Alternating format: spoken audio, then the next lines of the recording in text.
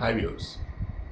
నిన్న election code వచ్చేంతవరకు నిన్న అంటే నిన్నని కాదు, మన ఎన్నికల షెడ్యూల్ ఇచ్చారు, ఆ నుంచి ఎలక్షన్ కోడ్ కదా, అంతకుముందు వరకు ఆంధ్రప్రదేశ్లో పరిస్థితి ఏంటి అంటే, జగన్మోహన్ రెడ్డి ఎక్కడికైనా వస్తున్నారు అంటే ముందు ఎక్కడ చెట్లు కొట్టాడు, పరదలు కట్టాడు.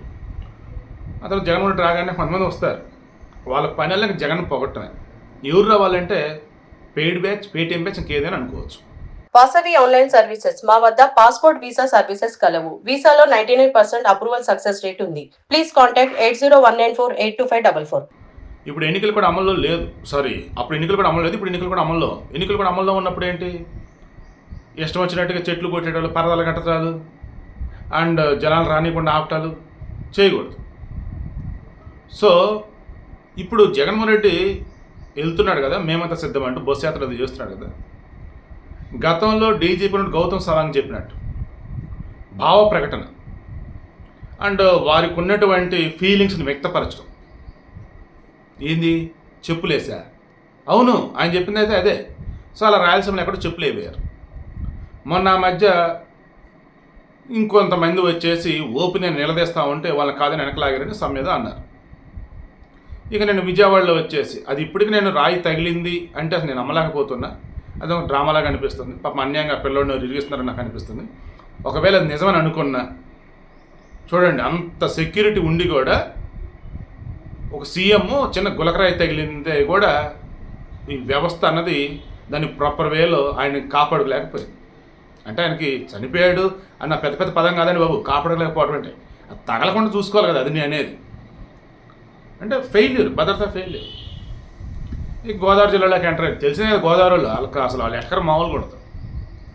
అండ్ అవునన్నా కాదన్నా గోదావరి జిల్లాలో పవన్ కళ్యాణ్కి మంచి ఫ్యాన్ బేస్ ఉంది అండ్ వాళ్ళ సామాజిక వర్గంలో ఎక్కువే ఉంటారు. ఇలా పెద్దాపురం దగ్గర ఆదిత్య ఇంజనీరింగ్ కాలేజ్,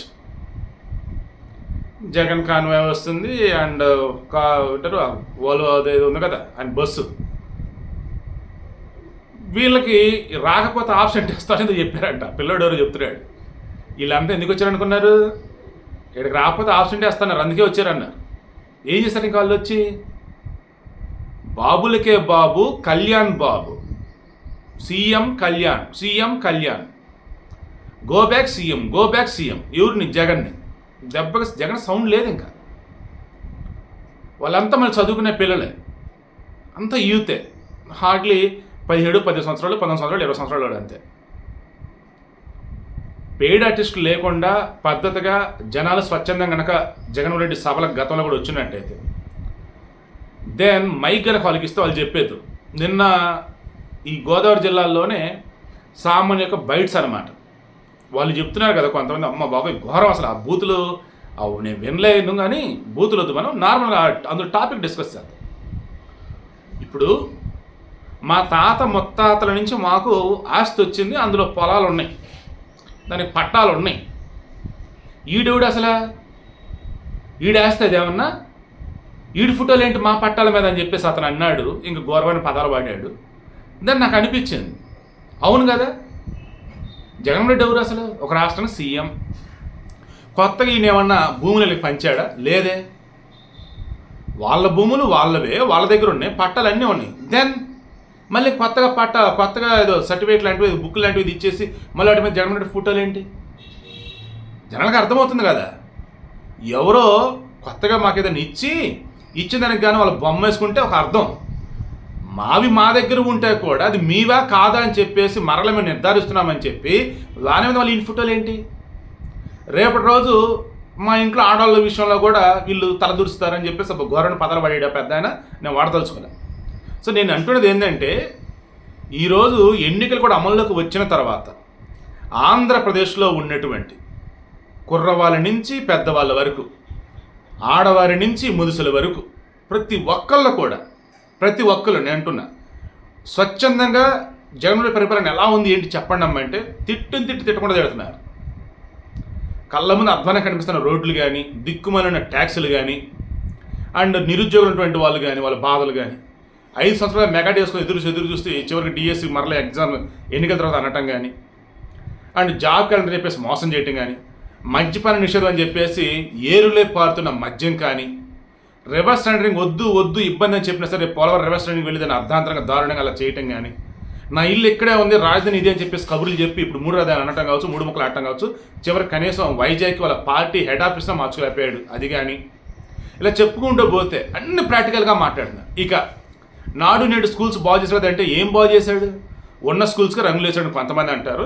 అవును, ఎక్కడో 1-2 చోట్ల కొత్తవి కట్టున్నారు కాదంట్లా, అండ్ ఫర్నిచర్ కూడా వచ్చింది కాదంటలేదు.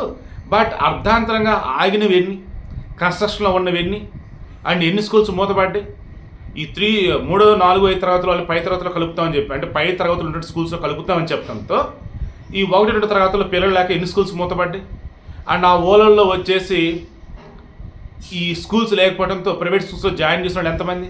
2014 నుంచి 19 వరకు ప్రభుత్వ స్కూళ్ళలో చదివిన వాళ్ళు ఎంతమంది? 2019 నుంచి 24 వరకు ప్రభుత్వ స్కూల్లో చదివిన వాళ్ళు ఎంతమంది అని తీస్తే చంద్రబాబు నాయుడు సమయంలో ఎక్కువ మంది చదువుకొని ఉన్నారు ప్రభుత్వ స్కూళ్ళలో. నేను చెప్పుకుంటూ పోతే ఆసుపత్రులు, వైద్యం అద్భుతంగా అందుతుంది, అద్దిద్దని అంటున్నారు. ఎన్ని చోట్ల అద్భుతంగా అందుతుంది? ఎన్ని చోట్ల కావాల్సిన మెడిసిన్స్ ఉన్నాయి? అండ్ ఆరోగ్యశ్రీ బిల్లులు పెండింగ్ ఉండటంతో వాళ్ళు వచ్చినటువంటి పేషెంట్లు అంత దారుణంగా చూస్తున్నారు కొన్ని చోట్ల.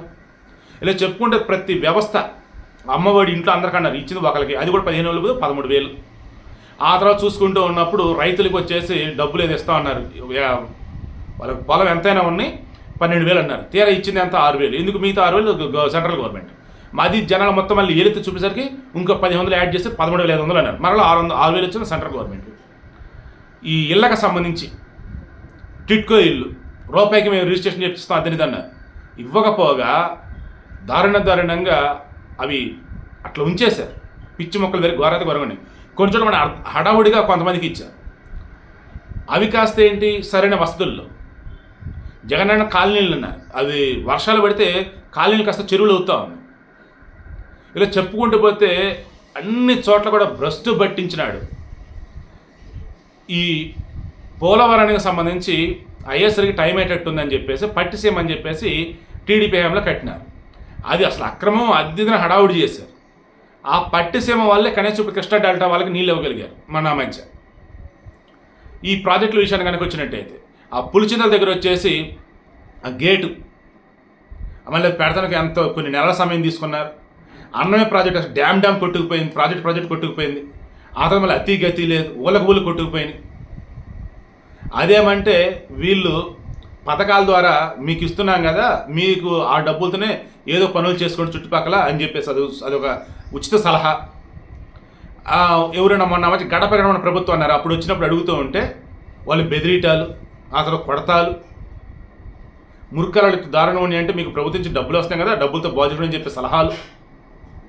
రోడ్లు ఇంత అధ్వానమైన రోడ్లు లేరంటే మీకు రోడ్లు కావాలా, బువ్వ కావాలంటే ప్రభుత్వ పథకాలు ఉన్నాయి కదా, రోడ్డు గురించి మాట్లాడతారని చెప్పేసి ఒకడు. ఇలా చెప్పుకుంటూ పోతే ఎంత వరస్ట్గా జగన్ రెడ్డి పరిపాలన ఉంది అనేది ఈరోజు ప్రజలకి ఎన్నికలు కూడా అమల్లో ఉండడం ద్వారా స్వచ్ఛంగా వాళ్ళు మాట్లాడగలుగుతూ ఉన్నారు.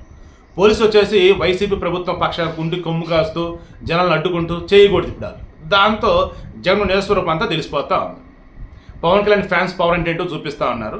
ఎన్డీఏ కూటమి ఉన్నటువంటి TDP, BJP, Pawan Kalyan fans, Janasena వాళ్ళు అంతా ఏకమవుతుండేసరికి వైసీపీ గొక్కబెట్టి ఏడుస్తూ ఉంది. వెనక్కి తిరిగి చూసుకుంటే వీళ్ళు చేసిందే ఏమీ లేదు డెవలప్మెంట్. ఇది మన జగన్ రెడ్డి గారి యొక్క నిజస్వరూపం.